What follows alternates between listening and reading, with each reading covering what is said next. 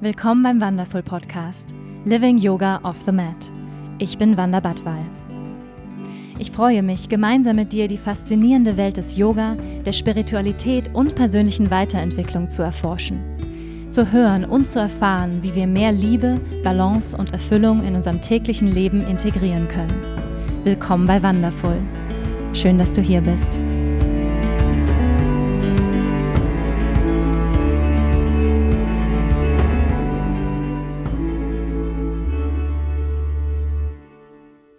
Hi, and welcome to the Wandaful podcast, Living Yoga off the Mat. I'm so glad that you're here. So this week's episode is probably one of my favorite episodes of all times. During my time in New York, I had the great honor to speak and interview my beloved teacher, Yogarupa Rod Stryker. Yogarupa is a world-renowned yoga and meditation teacher and one of the leading authorities on the ancient traditions of yoga, tantra, and meditation, guiding and sharing his wisdom for 40 years. He is the founder of Parayoga and the author of The 4 Desires, Creating a Life of Purpose, Happiness, Prosperity, and Freedom. He is also the creator of one of the most comprehensive online yoga trainings in the world, and most recently, the app Sanctuary, a premier destination for all levels of those wanting to experience the life-changing practices of meditation and yoga nidra. Yogarupa has dedicated his life to improve the lives of others through his lectures, writings, creativity, leadership, service, and commitment to family life. He is renowned for his depth of knowledge, practical wisdom, and his unique ability to transmit the deepest teachings to a modern audience. He is a mentor to hundreds of teachers and thousands of students, and I feel beyond grateful to call him my teacher and most important resource of what I teach and practice today as well. In this podcast, I got to ask him some very important questions on life, meditation, tantra, and of course, yoga. And now, enjoy listening. Welcome to the podcast, Yogarupa. I'm so honored that you took the time during your stay in New York to talk to me today. Thank you so much. I'm glad to be with you. So usually I like to start this podcast with a little meditation for us and for our listeners to come together, to ground and to arrive in the here and now. So would you be so kind to lead us into a little meditation? Okay, I'm happy to. As I understand it, some people might be listening, may not be in a position where they can close their eyes. So let's do something that works either way, with the eyes open or eyes closed. So the first thing to do is to take a comfortable seated position. And even if you're not able to close your eyes, just adjust your posture so you feel as though you've established a new, comfortable, stable sitting position. And then just take a moment to become aware of your body. And as you sense the body, whether your eyes are open or closed, perceive where the body ends. So the flesh, you rest in this container. The sense of from the flesh inward is where you rest. Get a sense of settling, of inviting the mind inward into that physical space that your body occupies.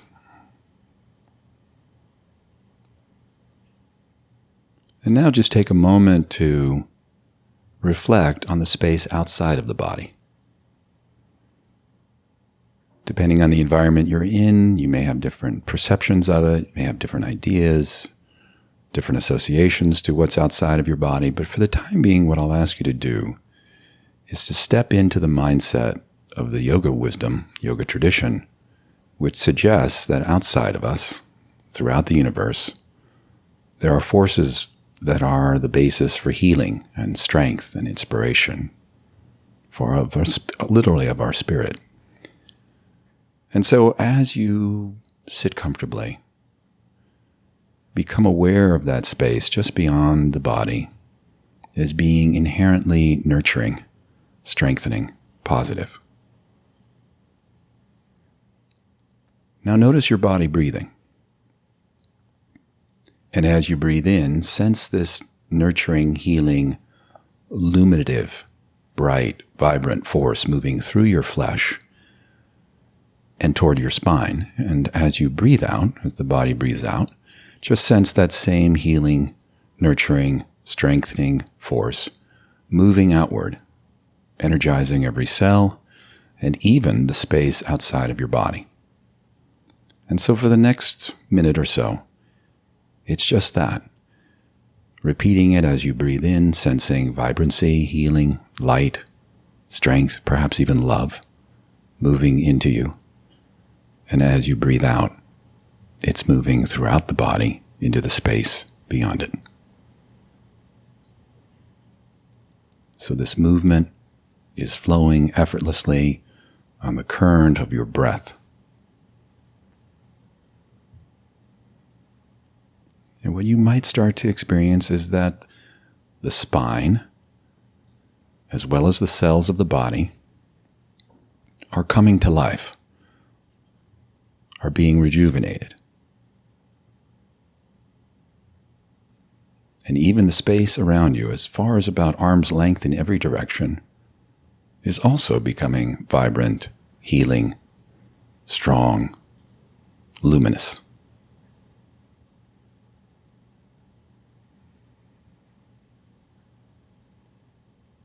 And in the last few moments of this practice, just sense that this luminosity and this vibrancy is more powerful, more meaningful, more real than the world of distraction, confusion, stress that you may have experienced prior to beginning the practice.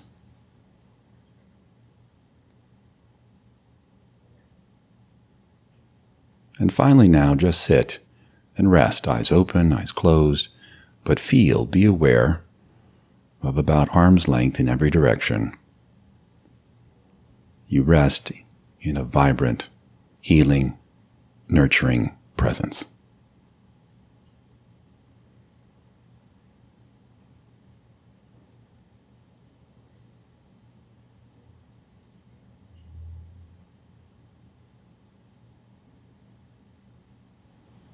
Okay, and then slowly come back to your breathing. Just allow the breath to gradually start to deepen. And when you're ready to move back, present moment awareness, you lower your chin and gradually begin to open your eyes. Okay, welcome back. Thank you so much.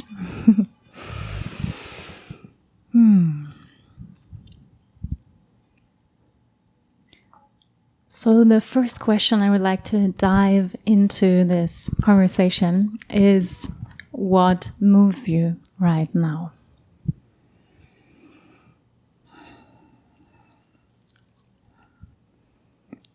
Well, I'm hesitating only because I'm trying to find the words.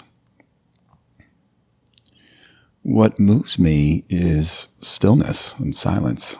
Really, it's silence. And silence is some yoga or meditative traditions, we might think of silence as the end point or the goal, as it were. But from my perspective and from the tradition of which I'm a part, it's really just a gateway to understanding, to truth, for lack of a better word, but really to the worlds that we don't normally perceive. And that world, I would tell you, unlike the one that you and I live in, is inherently all-pervading, powerful, always reassuring, inherently benevolent. And it's through that doorway of silence that we remember who we are, and we are given the gift of finding certainty while the world that you and I live in is full of uncertainty. So I would say I'm moved by tapping into certainty and by changelessness. And it's not to say I don't like to live my life and engage in the world of change, and there's plenty to enjoy in this world. But to walk through it elegantly and gracefully, it's being moved and inspired by stillness.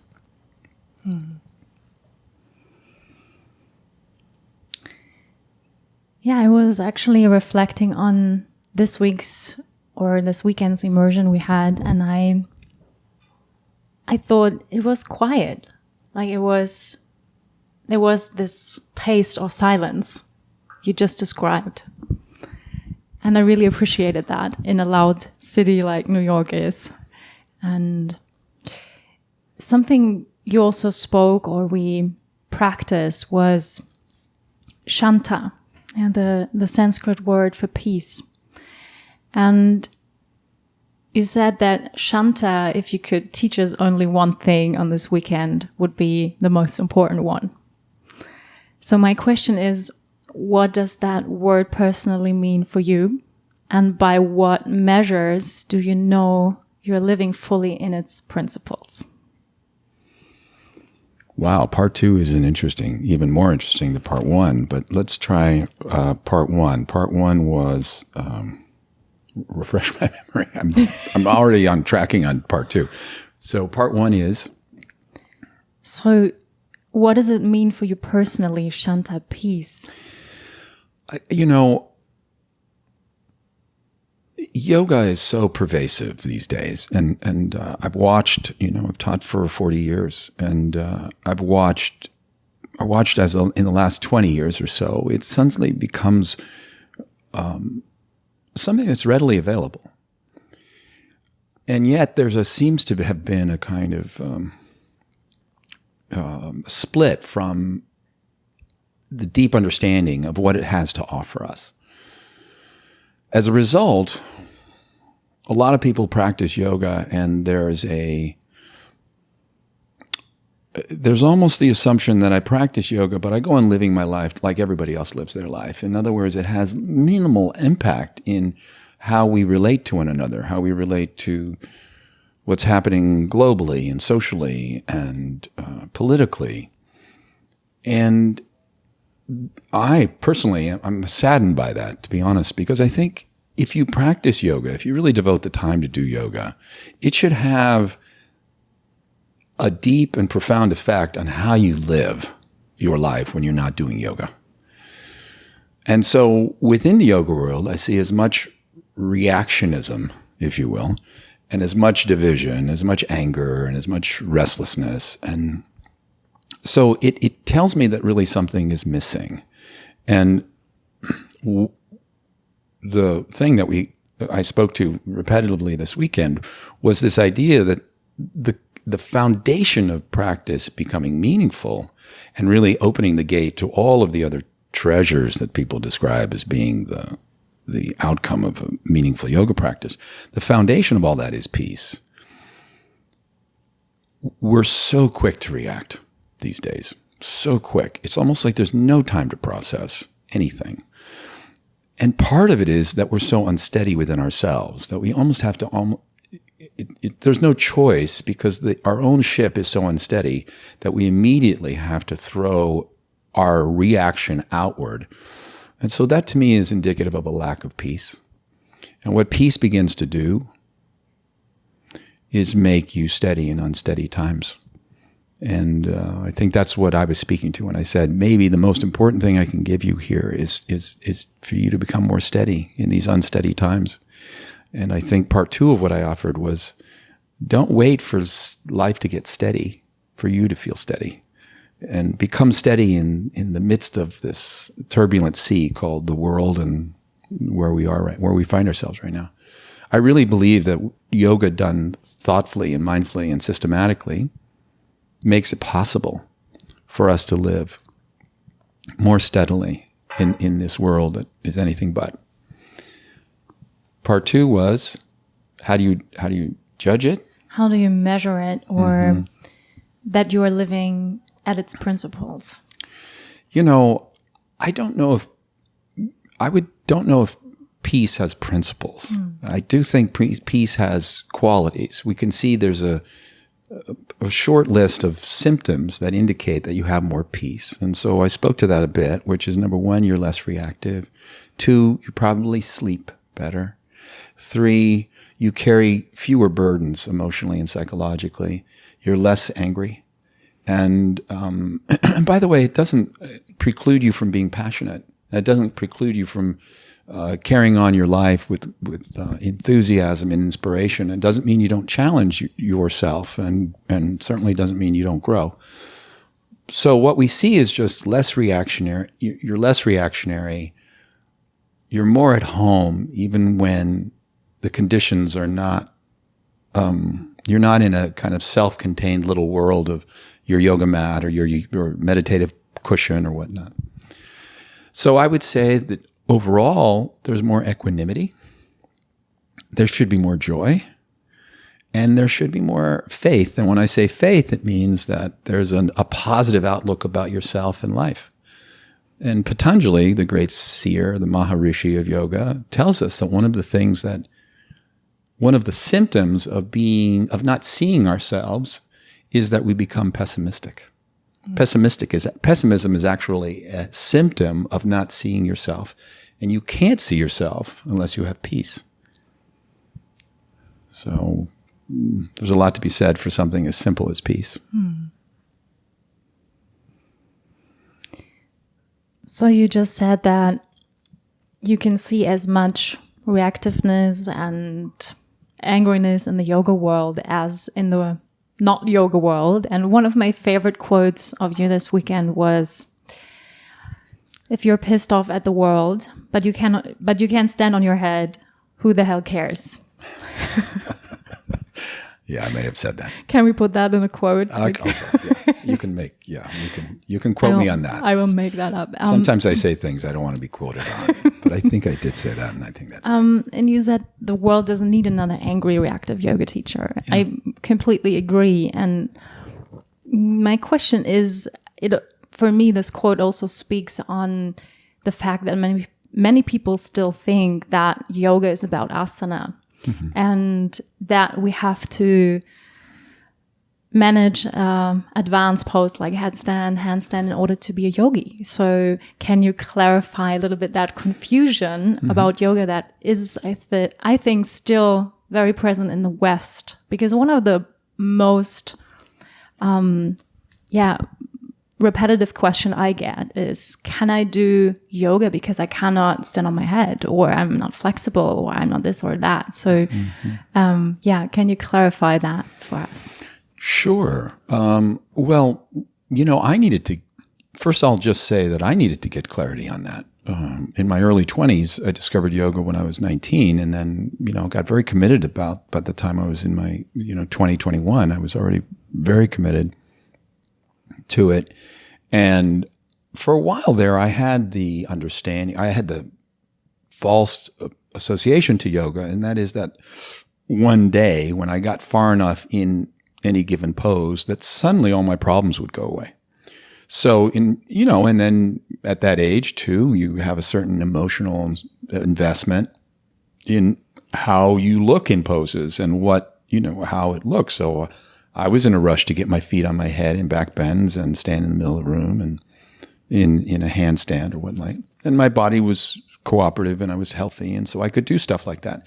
But what I began to see is that while the doing of the poses was leading me, was very helpful to get to certain experiences of deep rest at the end of the class, and I could leave class feeling better, that I had done some purification, maybe some empowerment. But my problems weren't going away. And the good news is I had a meditation practice early on as well.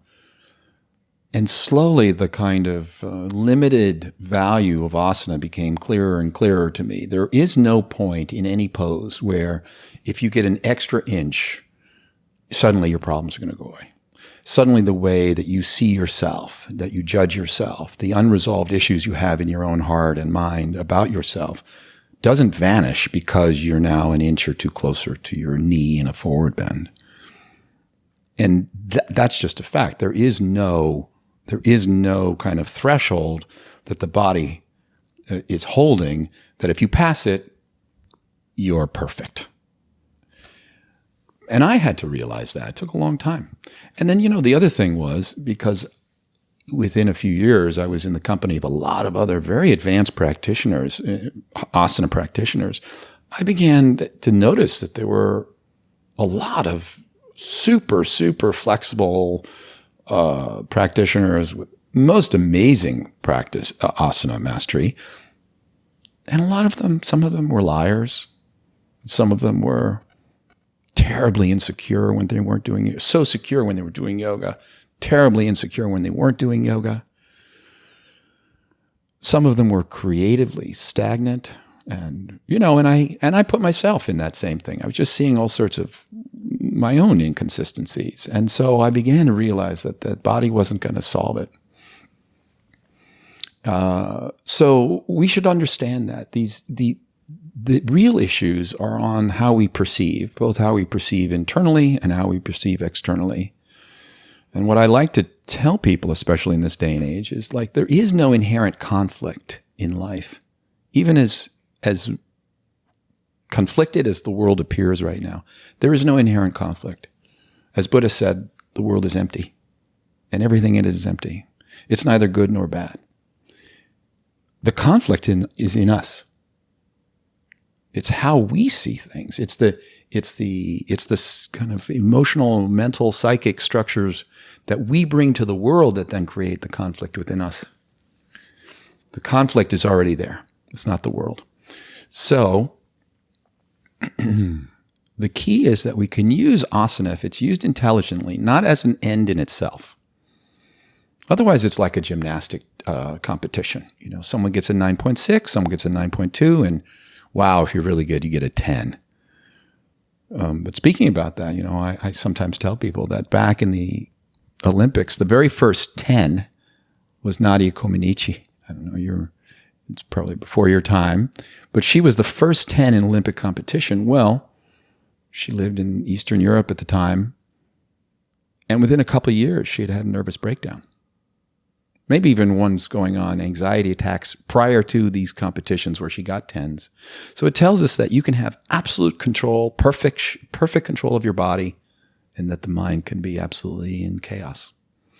And so if you put all of this together, what you do see is that positive potential of asana is that it gives you access to your mind. And that means that asana is just a starting point for a much deeper process. And that's really what the yoga tradition is laying out for us, So that would be a little bit about, it doesn't matter that you can do headstand if you're really angry. On the other hand, if you do headstand in an order, in a sequence, with the right breathing, by the way, the breath is much faster than any asana is to affect your mind. So you can do fairly mild asana, but work with your breath intelligently, and you can really change consciousness. And then you create let's say, the possibility of slowing your momentum down enough that you now can begin to look at your own mind, and then you can begin to heighten the things about your mind that are helpful and begin to let go of those things in the mind that are not helpful. But that's it, The short version of what I said right there at the end is important. And so another way of saying it is that my grand teacher, Swami Rama, used to say that do not renounce the world, renounce the unwanted parts of yourself. And so yoga can give you leverage to do that, but you still have to do the work of seeing what you want to renounce and then doing the job of letting go of it.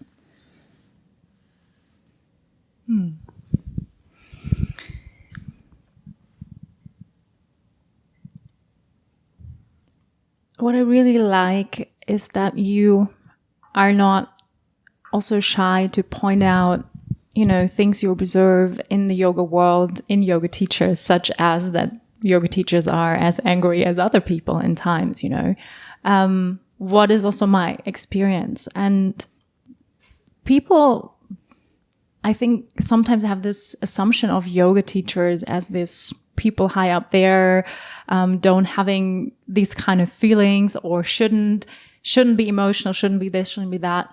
And one thing you also said about yoga teachers, or what you observe, is, to quote you again, and I hope that's a better one, is that you said what saddens you is the lack of intellectual interest and curiosity and spiritual investigation in the yoga world today.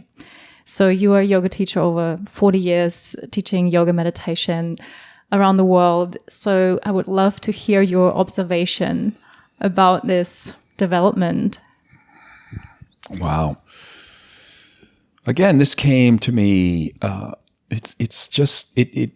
it was my own awakening, really, in watching the company. When I started teaching, the idea of yoga as a profession was an absurd idea. It was, you couldn't think of a worse career. It was not a profession. It was just about studentship. And then eventually studentship kind of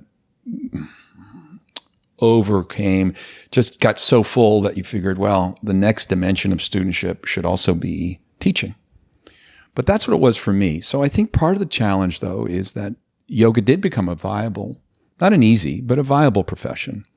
And so what seems counterintuitive, but in fact is the case, is that many people are teaching because they enjoy the profession. And we can make the case there's so many reasons why people fall in love with the profession or become passionate about it. If nothing else, you get a lot of attention, even if it's from one person. If there's one person in the room, they're paying attention to you. Then certain people fall in love with the power differential. You're now somehow seen, just because you're giving instructions and you're giving guidance, you're the guider and someone's being guided. So there's already a power differential. That can feed people's ego, or it can feed their sense of insecurity. And now suddenly they're making up for their insecurity because within the context of a class, they're superior. It goes on and on. And if we're going to have a frank conversation about yoga today, one of the things to say is that I describe yoga teaching as it's one of the most invasive, least regulated professions in the world. To be a massage therapist, you need 3,000 hours of training and you need to be licensed. And there's things you can and cannot do. And they're regulated by the state. A doctor cannot touch their patient outside of, putting a stethoscope or something on them. All of these things do not exist in the yoga world. There's a bit of a movement in that direction. So now, if someone has a disproportionate sense of self-confidence, or they have a comfort level invading people's what should be healthy boundaries, and there's certain people who are vulnerable, that's another reason to fall in love with yoga teaching. There's so many reasons to step into the profession, but there's only one real right reason, which is that you've become so full as a student through thorough study and through mastery and through ultimately being given the authority to teach. And I should use those words carefully, because we give ourselves the authority to teach. But to really teach, to be a teacher as opposed to a yoga instructor, we need a teacher. You just need a teacher to unlock the deeper understanding of what yoga is and who you are. Now, the only real right, the most right reason to teach yoga is because you're such an outstanding student.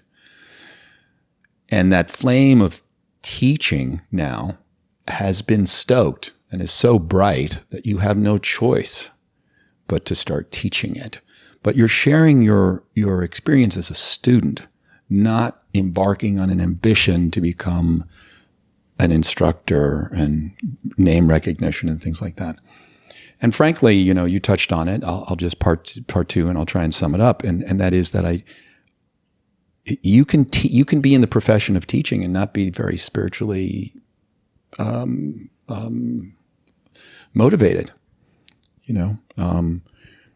and I would offer that doesn't make a lot of sense. It just is inconsistent with, how, then what are you giving people? And then, my teacher said that yoga without its philosophy is called exercise, and so you become another version of an exercise teacher, and that becomes sad. And then yoga gets watered down, and furthermore, we make it harder. We are not adding to the understanding of what yoga is. We're actually distorting the understanding of yoga. So, I mean, that's a bit pessimistic. You know, you asked a question that has been a concern of mine for a long time, but you know, it's part of what's happening. It's part of this scenario, and that's why I'm more interested. I'm just as interested in helping steep passionate students in the wisdom as I am providing guidance and knowledge for people who want to teach. The ultimate goal for me is create great masters of the practice, some of whom are interested in teaching. Mm-hmm. Yes, I'm very glad that you speak up, about these topics and I think, we all can observe that being a yoga teacher gives opportunity, or taking a yoga teacher training gives opportunity for many egos to misuse this profession, right? So I'm really glad that you speak up on that. And would you say that, becoming a yoga teacher needs a reinvention? You were saying that before, that it needs actually more qualification. And you offer that with your own yoga system, Parayoga, where you actually have to take, quite a lot of training to get your level 1. Yeah, it's true. Yeah. So can you speak a little bit about the invention of Parayoga? First of all, what it means, what is you said a little bit your intention, and then also to give a little bit of background about bodies of knowledge for the people listening. Well, Parayoga was, or is, what I basically looked at when I realized what my teachers had given me. A way of understanding asana in a larger context. A way of then being able to look at how these 3 main branches of yoga practice, asana, pranayama, and meditation, how they're really seamless. What asana is to the body, meditation is to the mind. Pranayama is to the mind. What asana is to the body, pranayama is to the mind, and we could say meditation is to the soul. So in each case, we're stretching ourselves to heighten our relationship, heightening our experience of embodiment. That's asana to me. And at the heart of that is energetics, that we're doing asana not so much to affect muscles. That's a bonus. We affect the organs as well. We affect the nervous system. But from this idea of a progression of going from the gross to the subtle, you're going from asana to pranayama. And pranayama now is having the same, more or less the same, similar effect on mind, is stretching mind. Pranayama is having that effect on the mind.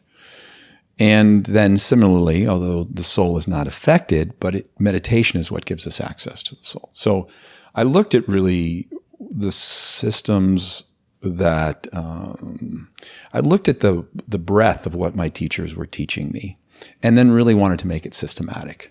Because I'm not Indian, I think the Indian and the Occidental, the Oriental mind works a little differently. And my idea was to make it as systematic as possible. But also, I grew up in Los Angeles. I went to Beverly Hills High School.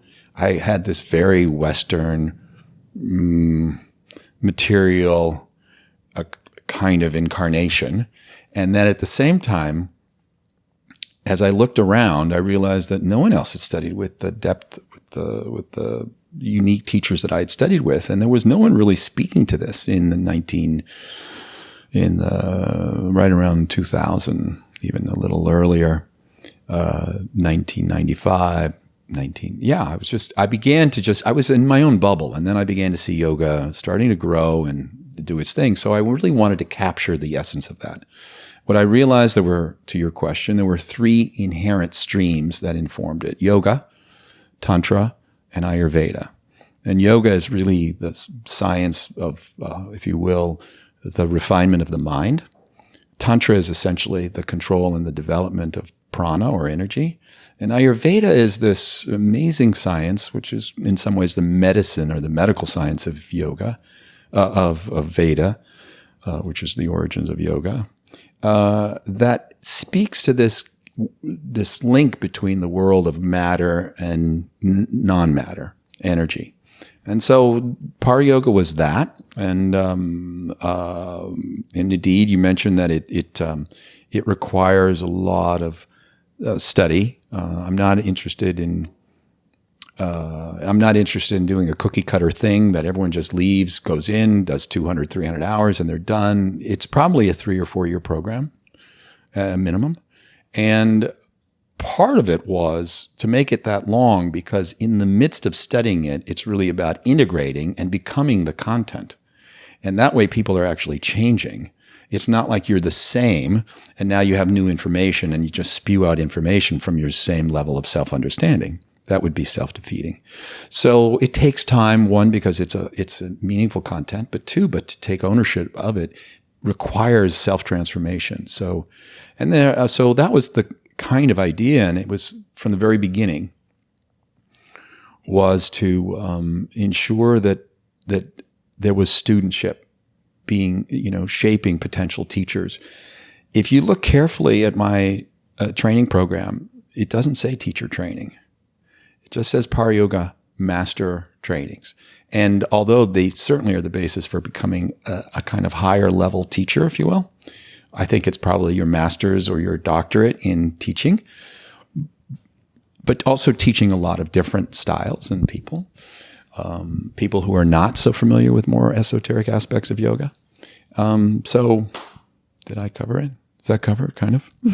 It's a little bit of the background. Yes, thank you. Mm-hmm.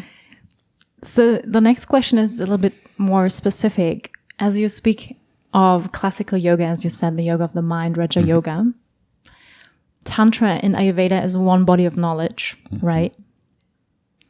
Is Tantra? No, you said that you... There were 3. That you draw from these Yes. bodies. And you combine teachings from different philosophical systems and different worldviews. Okay.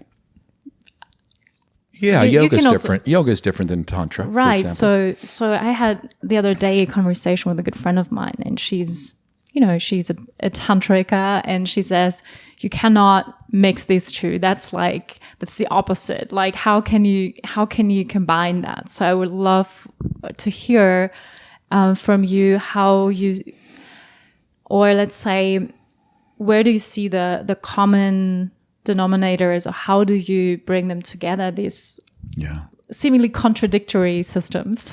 Well, listen, if I make this case that there is a seamless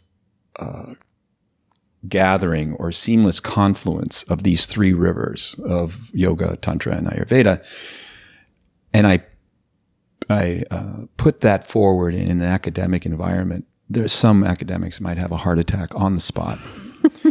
It's very true. But here's the point, though. Academics progress and are recognized by making distinctions. They fundamentally want to find differences. How you write a successful thesis is to say that your idea is unlike any other idea. And so what you do is you make distinctions. Okay. As a practitioner, it's the opposite.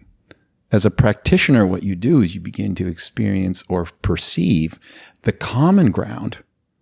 So I'm not in any way putting this forward as an academic position. What I'm suggesting, first of all, is experientially, those lines are more blurred. Secondly, in my experience, in my tradition of Tantra, Patanjali is seen, there's a list of the saints, the knowledge keepers at a given time, and the list goes back to our first teacher, Adi Shankara, in the 8th century. To Kapila. Shankara is one of them, but he's only in the 8th century. It goes back to Kapila, who was the perceiver or the seer of what's called Sankhya. Sankhya is the philosophical framework for yoga. And although this is a tantric tradition, they point to Kapila, who, by the way, was the great guru of Buddha, and recognizes Kapila as the first seer of this tantric lineage. And then it goes further, and it calls Patanjali's on the list as well, And Patanjali is called the yoga. And he's on the list of these tantric teachers. Secondly, if you look into the Yoga Sutras, and you look more carefully, and you look at part of it that's in the the third chapter, it has nothing to do with the mind. It's all of these miracle-like capacities that are completely tantric in orientation. We don't have to go into all of this magic stuff, but literally stuff that defies the laws of nature, that yoga masters were able to do, that they're not mythology, they're not wishful thinking, they actually were able to do it. And yet they're effectively tantric. Furthermore, there are examples. So Patanjali also, by the way, we don't think about where Patanjali comes from. So he's the father of yoga tradition, and they want to separate that from the kind of shift that happened culturally that became the genesis of Tantra in the 9th century to the 13th century. And they talk about that it was a kind of, academics like to describe it as, it was a turning away from the orthodoxy of Sankhya and all of these other traditions. That's not what I learned. That's not within my lineage. That's not within my tradition. So you actually see that there's a seamlessness within those traditions, that yoga and tantra actually are built on the same sacred structure, but they are different expressions, and ultimately they intertwine. Tantra does not deny Sankhya. I'm sorry, this is getting a little technical. Is it okay? No, I love it. Okay. Continue, good. please. At least one person understands, or we'll get it. But Tantra doesn't deny Sankhya. It actually is built on the ground of yoga. And then from there, it just goes and says, okay, there's more to see about the universe. There's a different worldview, but it's built on the same foundation. So we could say that in a way, these three traditions, of which we've worked with a little bit this weekend, Vedanta. So you have yoga, Vedanta, and Tantra. And you could say that, let's say the yoga tradition is like the first 20 floors, or more precisely 24 floors of a building. And then Vedanta is the next 4. So we get to about 28. And then Tantra is the last 8 floors of the building. But it's the same building. Mm. Yeah, thank you so much for giving a perspective on that. Because, I mean, this is also, why I love to study with you and why you're my teacher, because I love this seamless bringing together of this different traditions. For me, it makes a lot of sense, but I think for many people it doesn't. Well, yeah, but and academics have their place. They really do have a place, and so much to contribute. But I invite people really to read my teacher's writings on the Yoga Sutras. The first chapter of the Yoga Sutras is called Secrets of the Sutras. He's an academic. I mean, he holds 2 PhDs, and he's a Sanskritist, like unparalleled Sanskritist. So he comes from a deeply orthodox background. But if you read that book, you'll begin to see where the yoga tradition and the Tantra tradition are not inherently distinct. Yes, they have distinct worldviews. Yes, they originated at different times in history, but they're not widely distinct. Yeah. Thank you. Yeah. So you have a own app, Sanctuary, with a lot of amazing, beautiful meditations, Kriya meditations, and yoga nidras and practices. And what I was wondering is, all these meditations you teach, are there specific methods that you really got from your teachers directly, or do you also create meditations from your own experiences, from your own ground of experience? Like, where do you draw all these meditations from you're sharing? As you're asking the question, I'm thinking if there's one that I've made up. I don't think there is. So on the app, for example, there's 74, 75 different techniques. I really don't think there's one that I made up. All of it is just the gift of having studied with these masters, and And having been touched by those techniques, some of them I spent years with, some of them I spent weeks with. But they're shared from the light of my own experience with them. I wouldn't think to teach something that I hadn't experienced. And in almost all cases, I experienced them from the word of my teacher. In other words, their spoken word led me through them. I didn't find it in a book. And importantly enough, earlier I said you need a teacher to reach a higher level of understanding or relationship to the tradition.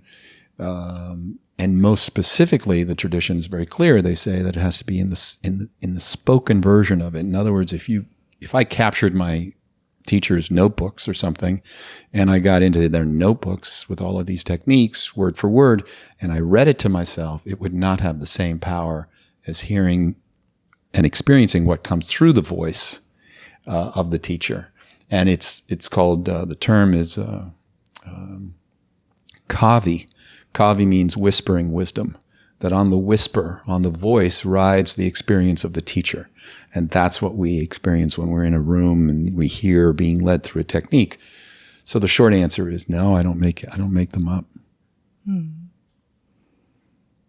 Yeah, they're very beautiful, and you call them, they're kriyas. So for the people listening, can you speak a little bit about kriya? And as I understand it, or I first heard that word kriya from Paramahansa Yogananda and this practice of working with energy, which is a tantric practice, right? So can you speak a little bit about that type of meditation? Yeah, kriya covers a lot of ground. It's as you said, it's in that tradition. It's used differently in different traditions. I'll just take one step back in explaining what it is. So it is very much a kind of part within the field of tantric practice, meditation. But the short of it is, so to create the right context, is this understanding that fundamentally the last thing our minds want to do is get still. And I think most people listening who've ever tried meditation understand what I'm saying. And that is that the mind is not really even built to be still. It's not really its faculty or facility. Its facility is moving around, constantly taking in new information, processing new information, and also, ensuring that we're safe, and then finally looking for new pleasures. That's what the mind is doing. So ensuring your survival and finding new things that are interesting and pleasurable. And it's doing it all at once. So when the first 30 seconds of a meditation, it's new. It's something new. Your mind is, okay, a minute ago I was consumed in something else. Now I'll watch my breath. But after 30 seconds watching your breath, your mind is starting to look for something more interesting. And that's why our mind starts to wander. It's part of its faculty, and we understand that. So in Tantra, and this kind of orientation toward Kriya suggests, rather than trying to get the mind still, why don't we make it move? And make it move in such a way that it has a positive effect on it. And we'll go a little bit more into that, but in essence, Kriya asks the mind to move or to do things that probably you're going to engage it to such a degree that it won't be as preoccupied finding something outside of itself for interest. And that means that immediately I'm already starting to induce a certain level of sensory and attention withdrawal. And then they had the amazing foresight and vision to develop methodologies that would affect us energetically. While we're making the mind do something, we're affecting ourselves energetically. And then ultimately affecting the mind such that the mind can see beyond its own limits. So that's kind of what Kriya is. It's generally a more active form of meditation, some more active than others. And it's certainly not the only thing we do, but you're right to recognize many of the techniques are there. So in essence, then, Kriya is going to do one of few things. It may do more than one of these things at the same time. Number one, it's going to potentially purify the mind. So I'm going to move my mind in such a way that it purifies it. I'm going to do it in such a way that it accelerates my growth. And by that, I mean evolution. So I'm going to skip past my psychological kind of mind field and potholes and obstacles. And I'm going to step into this Kriya, which now gets my mind to start to step into its own evolution. In the Autobiography of a Yogi, you mentioned SRF, and they use the word Kriya a lot.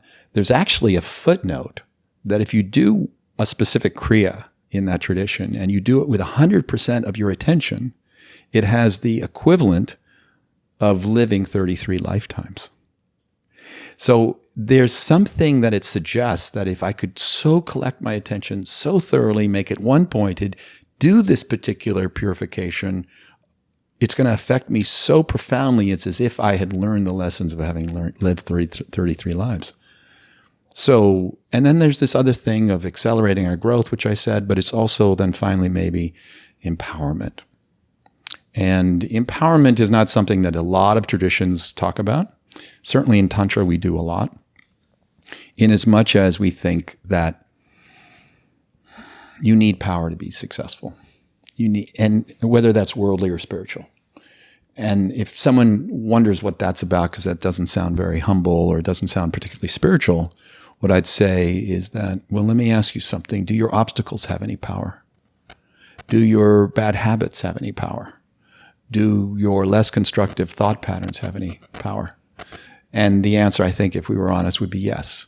So what we have to do to overcome obstacles and negative thought patterns, we need a certain level of power. So that's what Kriya does. Empowerment, accelerate growth, purify.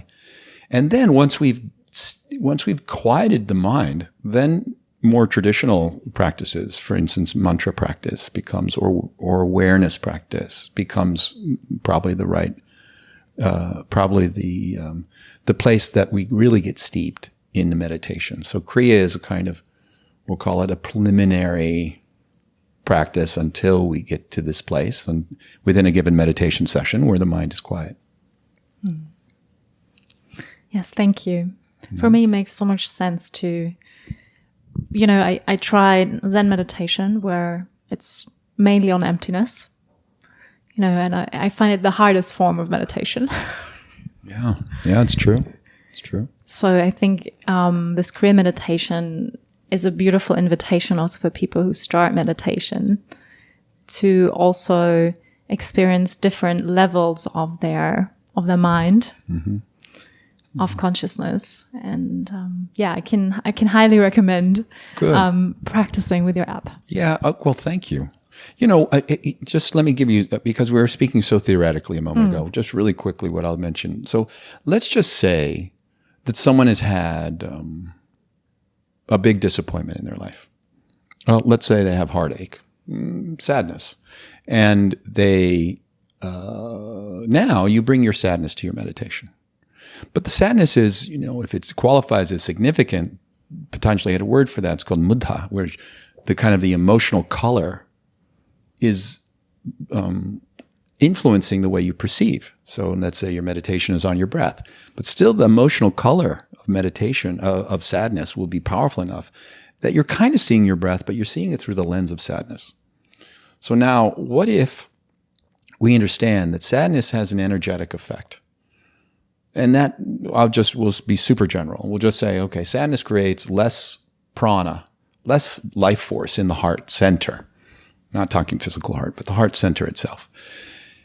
What if, before we try to center ourselves on emptiness or on breath or on something, what if we put prana in the heart?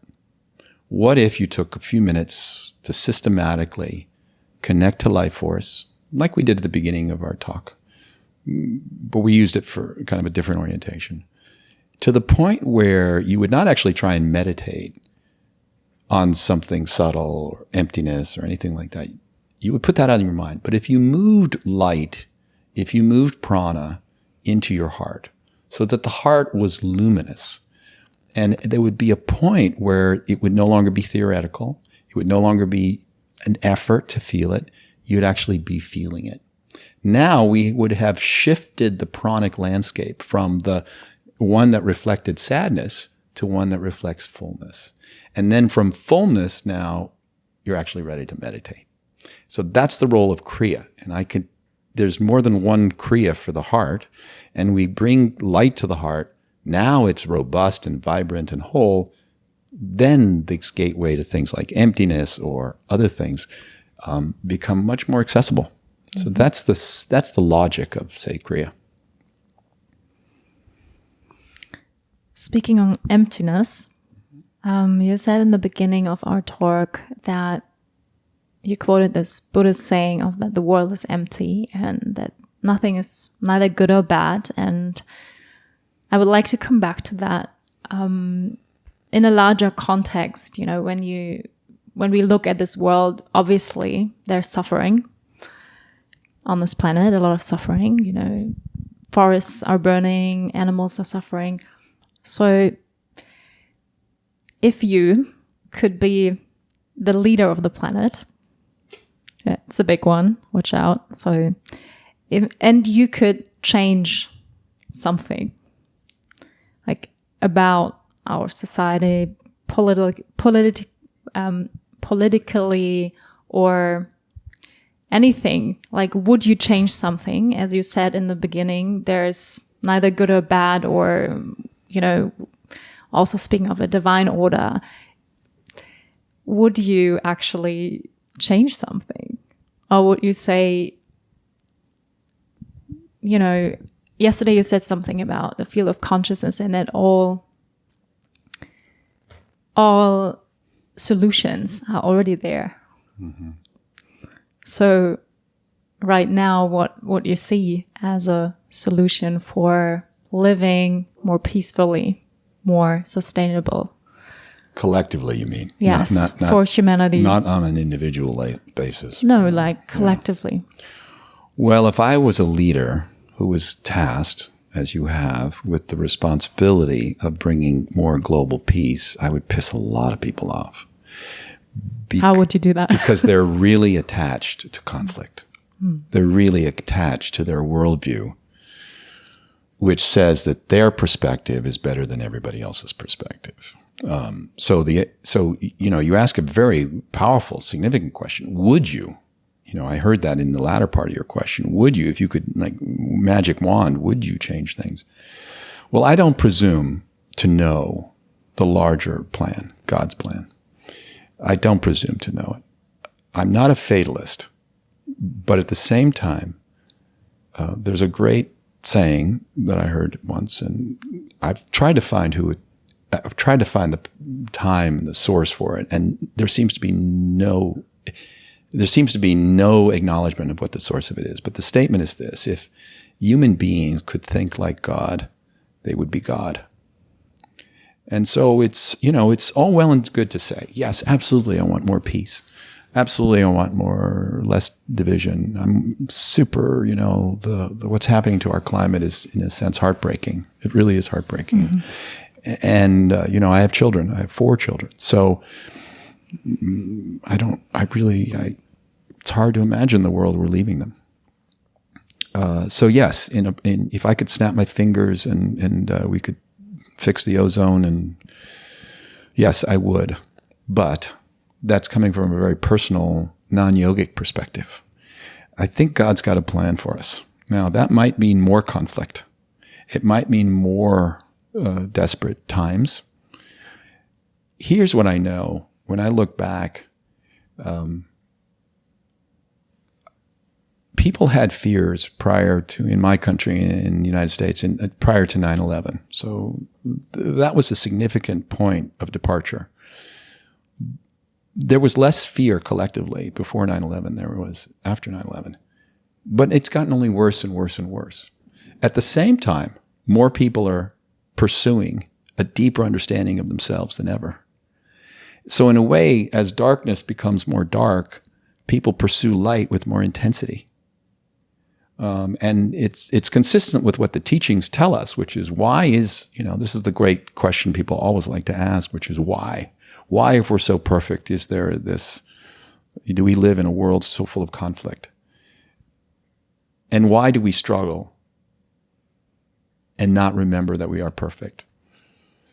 And Patanjali's answer is basically so that you become more powerful in your pursuit of what is true, understanding the truth. And you also become, as a result of that, as you approach a greater understanding of yourself, you also become more powerful in the world.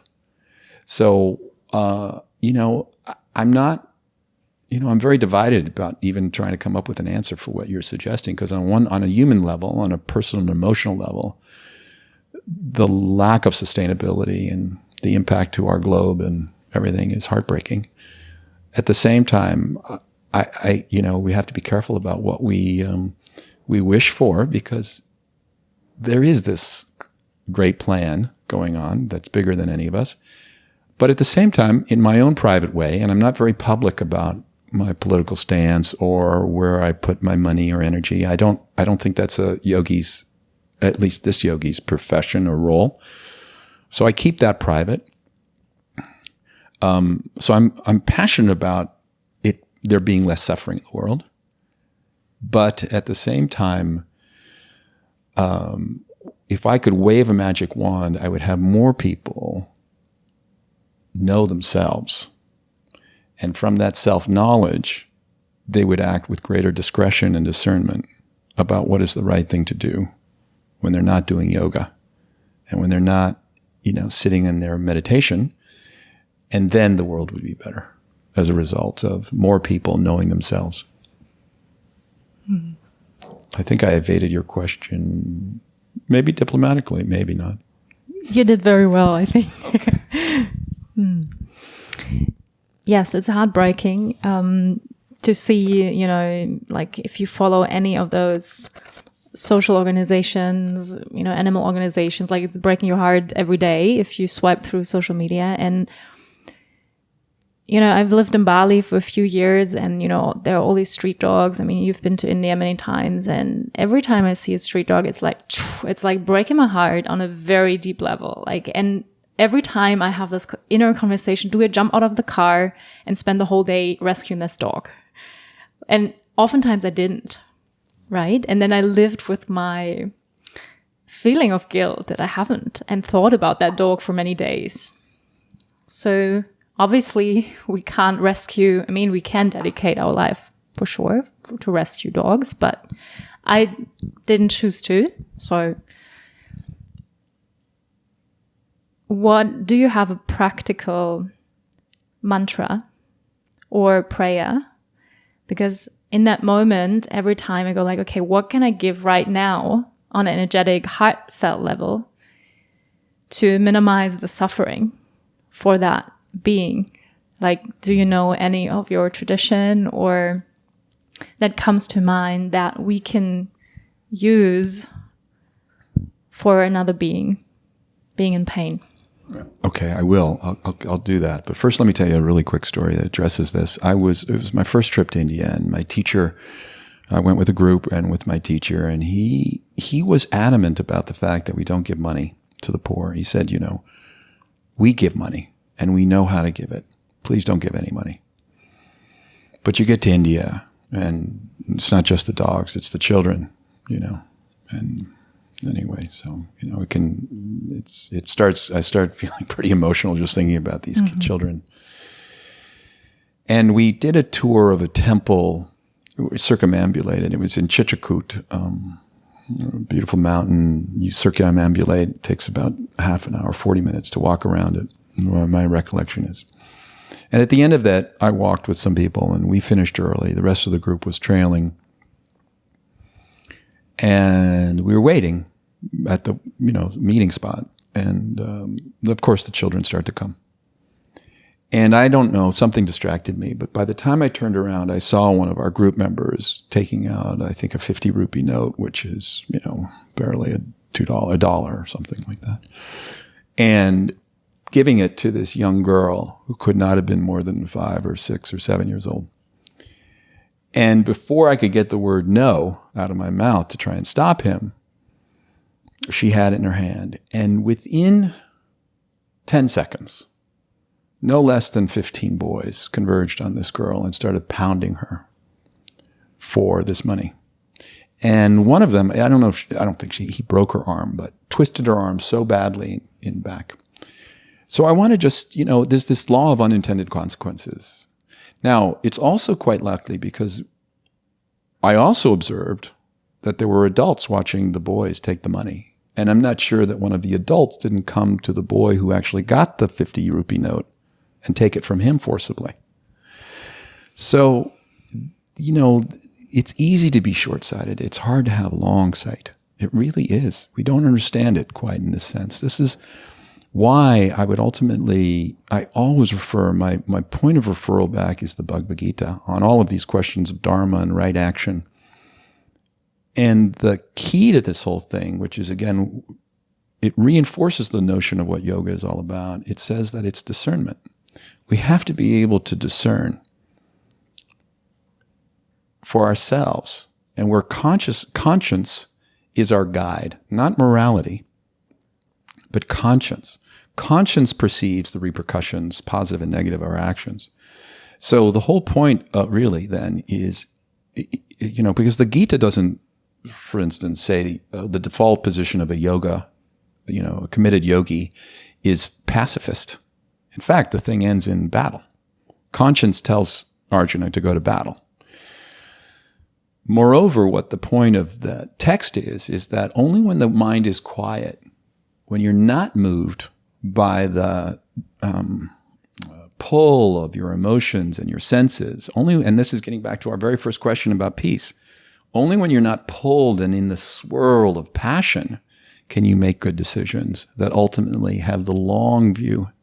And so, I would argue that if this gentleman whom gave this money and it felt like the absolutely right thing to do at the time wasn't really rooted in discernment, because to see how this girl was attacked and to see how she cried and to see that really they hurt her, physically hurt her for $1. I would argue that discernment would have allowed him to hold his money in his pocket. And I don't know if I've answered your question, but the other part, it was, it's just to really surrender what my personal point of view is, and to constantly be reminded that there's a view that's bigger than mine, and to invite as best we can to ask, may I have the larger view? Not what is rooted in my preferences and beliefs and my conditioning, which tells you to give the money to the girl. Of course it does. And that's the human part of us. But can I step into the other part? And it may well be that the wisdom of my teacher who said, prior to the group getting to India, don't give any money. You say, you know what, Panditji, I saw these children on the streets. I know you're giving money, but can I give you $100 to give to them? However you do it, I know it will be better than what I did. And I think discernment gives us the foresight as well as the wisdom to act correctly. Mm. And is there a mantra, that like in that moment, because it's, for me, it's really painful to see. For me, it's really the dogs and the the animals and the children, and like to hold. I find it very challenging to hold my heart open and feel this pain. I don't know that there's a mantra. It's a great question. I took my daughter to India and she was heartbroken. She never wants to go back. Mm. She was in Varanasi and she saw, these impoverished, sometimes, children who don't even have 4 limbs, and they're begging in the streets and crawling in the dirt. And she was so shattered. India is that to her. Mm-hmm. It's nothing else. Now I, as her father, and having been there multiple times before that, what's the prayer I do that tells me, I'm sorry, I don't have a yogic prayer, but what's coming to mind right now is this prayer. I think it's it's called the prayer of St. Francis. It's used in Alcoholics Anonymous, I think. And it's God give me the wisdom, God give me the strength to change the things I can. The something to the willingness to accept the things I can't change, and the power to know the difference. Mm. I think that's it. Mm-hmm. Thank you. All right. Is this going to turn joyous any moment now? Or Let's see. Can we get a little happier? Yeah. So we are nearly in the end of our conversation. So the last question I have, so you might know the subtitle of this podcast is Living Yoga Off the Mat. So, if today would be your last day, hopefully not, then, and if you could give people 3 things how they could live the yoga off the mat on an everyday basis, more practically, perhaps being more joyful, and even touching back on things we already said, but just to give people little practical things they can practice. 3 things how the yoga in their everyday lives. Well, since this is my last day, I don't know I have any time to answer this last question. No, I'm joking. I would say, oh my goodness. So to live yoga off the mat, you want 3 simple things. Yeah. Okay. I don't know how profound or new this might sound to your listeners, but I would offer that you turn to the purpose of life, what you want to know you lived for, not the things you wish to attain, but the things you really wish to have lived for, the values you stood for. And, I think we're all aware of the fact that no matter what level of success we are in life, we can't guarantee all the outcomes. So I would say that we turn away from the outcomes of our efforts and relish in who we're becoming in the process of moving closer to the outcomes we want. And you really hold fast to the idea of, I'm becoming something that I respect and I value. The words, become an example to yourself of who you want to be. I think that's really, that way your focus is on how you're showing up as opposed to what happens when you show up. And that's something that you have control over for the rest of your life, if you wish. I would say do whatever you can. So that's number 1. Number 2 would be do whatever you can to just remember that life is beautiful and that it's so exceptional, that being alive is a gift. Human life and human form is a gift. And as challenging as it is, and this conversation has covered a lot of those challenges, but life is precious. When we get sick, if we are in fact nearing the end of our life, for the most part, people want whatever they can have, even if it's in a hospital bed, to have a few more days, a few more breaths. And if we lived with that knowledge of really the preciousness of life, it would bring more magic to even, again, this kind of world that is confusing and full of darkness and apparent conflict and things like that. So I would really just offer that is as a key thing, is just remembering that life is a blessing, and life is precious.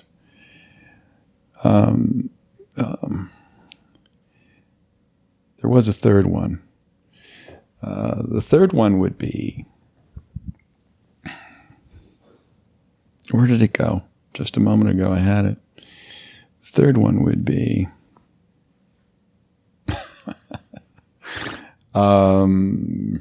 that's a good question. So what do we have so far? So far, I heard you say... Live with purpose, right? Live with purpose. Live with purpose. So how do you want to show up? Right. So not attached to the outcome. Mm-hmm. And releasing from our from the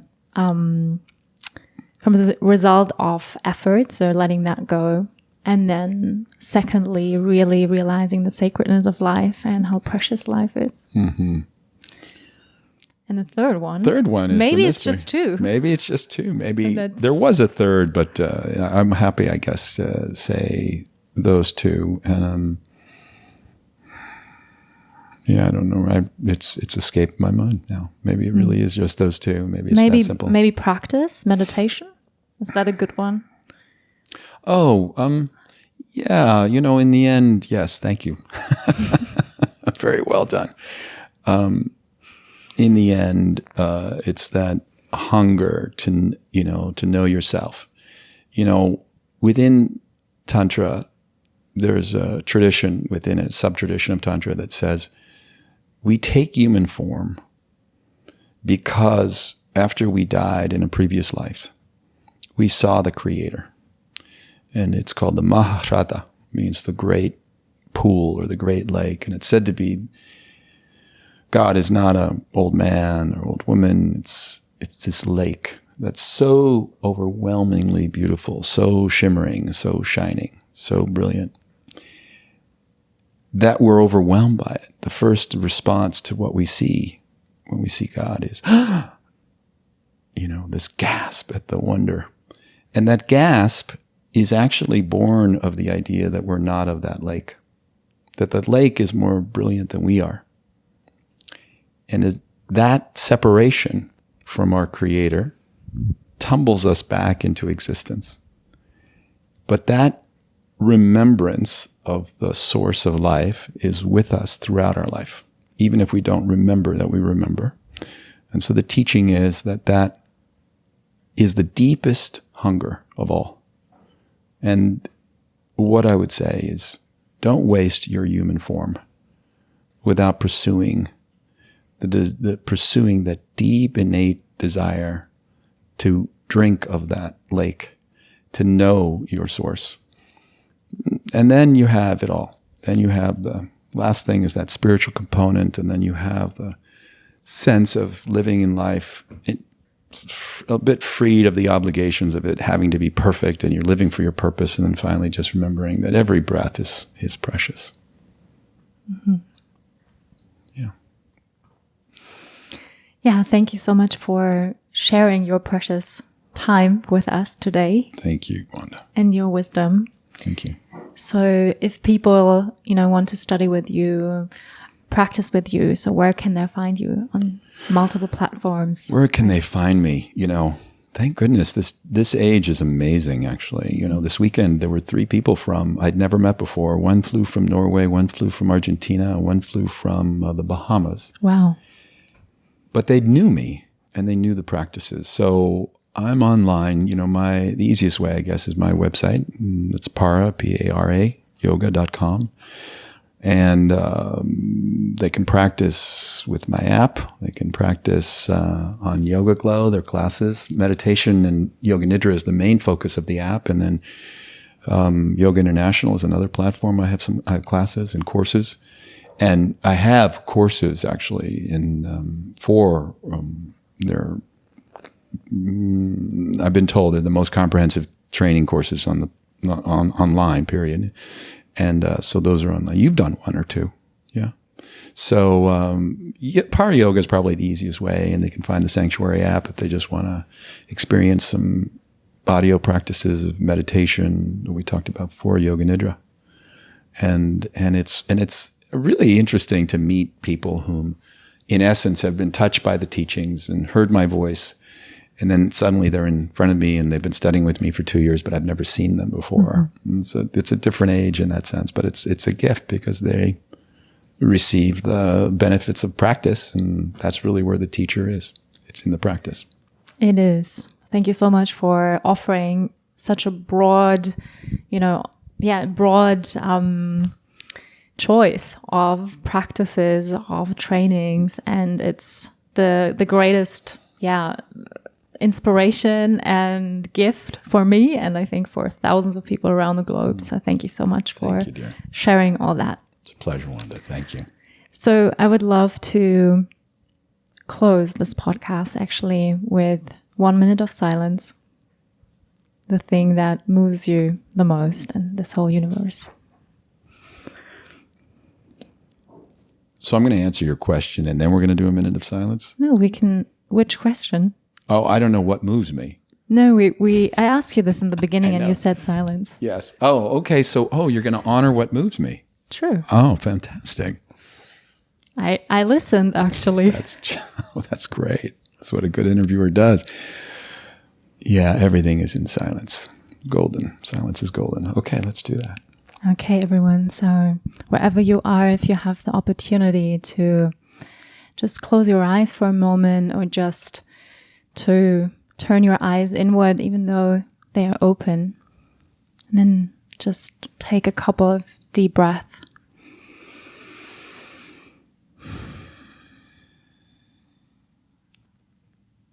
And just for a moment, let's honor the silence together.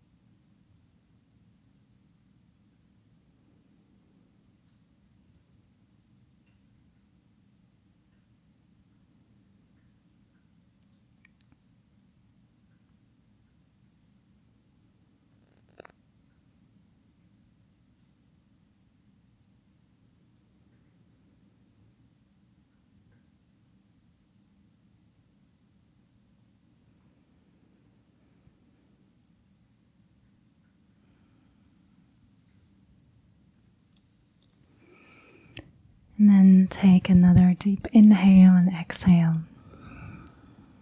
And slowly come back.